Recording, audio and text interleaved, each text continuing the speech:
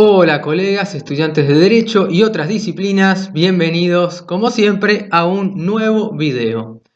En el día de hoy vamos a ver un fallo muy importante sobre despido donde se discute si la obra social aquí en cuestión va a tener que responder frente al despido de una trabajadora en forma solidaria o no, invocando por supuesto el artículo 30 de la Ley de Contrato de Trabajo que establece la responsabilidad solidaria en algunos supuestos específicos.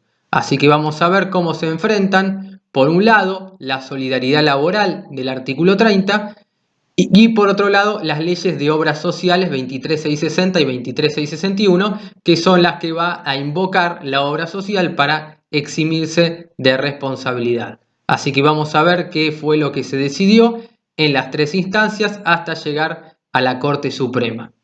Así que, sin más, comenzamos. Entonces, en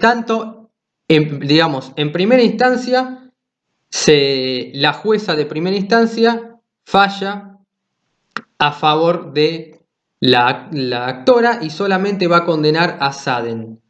Entonces la jueza de primera instancia solamente condenó a Saaden.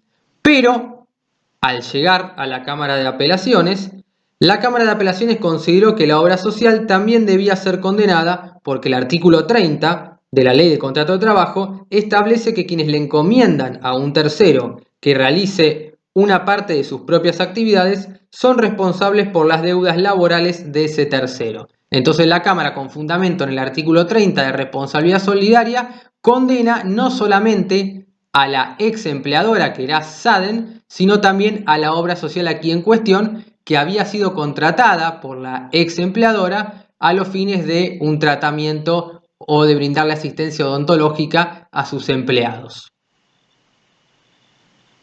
Pero la Corte Suprema revocó esa decisión por carecer de fundamentos serios.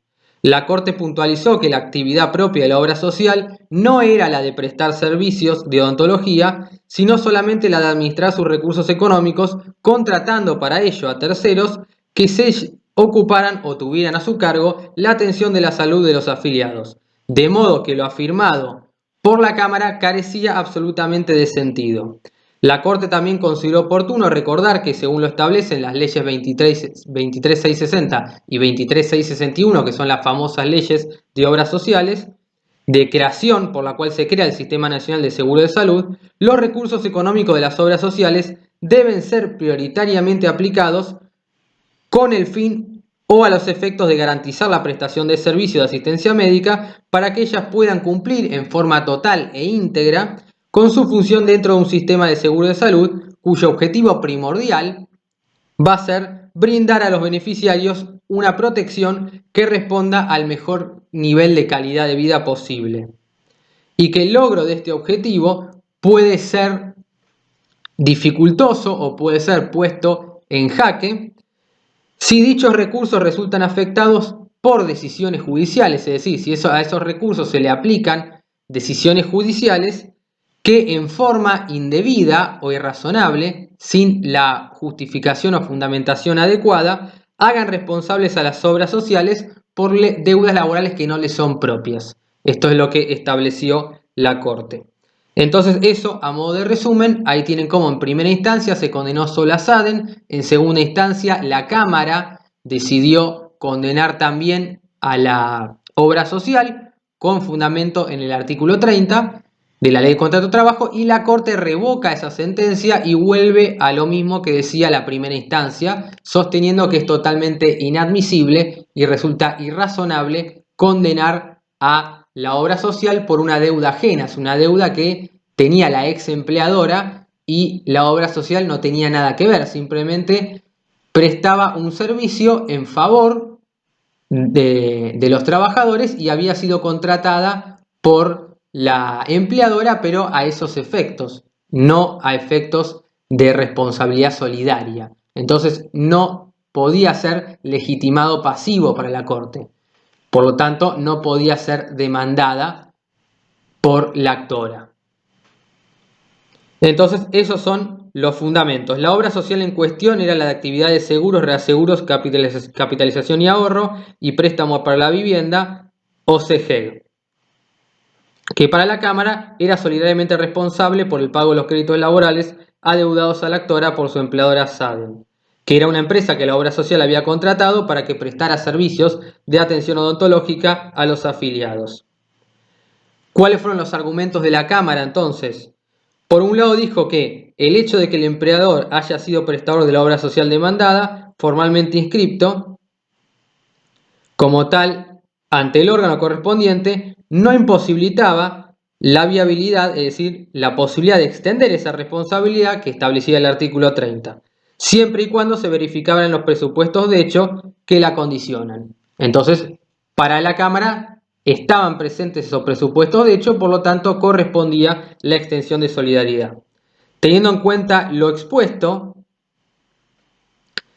y dado que es indudable que el servicio de salud delegado en Seiden de odontología integra la actividad normal y específica de la empresa, corresponde entonces la extensión a esta de la responsabilidad por los créditos derivados del vínculo laboral que la actora mantuvo con dicho prestador. Entonces, el presupuesto de hecho es que integre la actividad normal y específica propia de la empresa. Ese es uno de los presupuestos de hecho para que sea procedente esta solidaridad laboral. Entonces, muy importante esta cuestión. Muy importante que tengan presente esta cuestión. Y la obra social, por supuesto, dedujo recurso extraordinario. Aquí la Corte aclara que si bien no se da uno de los supuestos del artículo 14, esos tres incisos de procedencia del Rex, sí se da uno excepcional, que es el de la sentencia arbitraria que creó la Corte. Sentencia arbitraria es cuando no está ajustada a derecho y está por lo tanto dotada de una ilegalidad manifiesta, o como le gusta decir a la Corte, carece de un defecto formal en su fundamentación. Entonces no está debidamente fundada, por lo tanto es una sentencia arbitraria. ¿Y cuál es la consecuencia de la sentencia arbitraria? Que la Corte aplique el artículo 16 de la Ley 48, donde dice vuelvan los autos al tribunal de origen, es decir, la Cámara, a fin de que dicte un nuevo pronunciamiento sobre el tema ajustándose a derecho. Entonces ese es el artículo 16 de la Ley 48. Y en este caso se va a aplicar también el artículo 15 de la Ley 48 en la disidencia de Fait, que para Fait va a ser inadmisible el recurso extraordinario que da origen a la presente queja, por lo tanto la queja se va a tener que desestimar porque no se cumple con el requisito especial o esa exigencia específica del recurso extraordinario que establece el artículo 15 de la Ley 48. En el fallo por fila se dijo que el recurso extraordinario es inadmisible si no cumple con el requisito de fundamentación autónomo, que es lo que invoca Fait. Les voy a dejar igual en los comentarios cómo explicar esto. Entonces, la mayoría de la Corte, integrada por Lorenzetti, Maqueda y Hayton de Nolasco, aunque Lorenzetti va a votar según su voto, va a aplicar analogía en un caso en el que tuvo que actuar por disidencia y va a replicar esos argumentos, entonces vota en forma separada, pero concluye exactamente lo mismo que Hayton de Nolasco y Maqueda.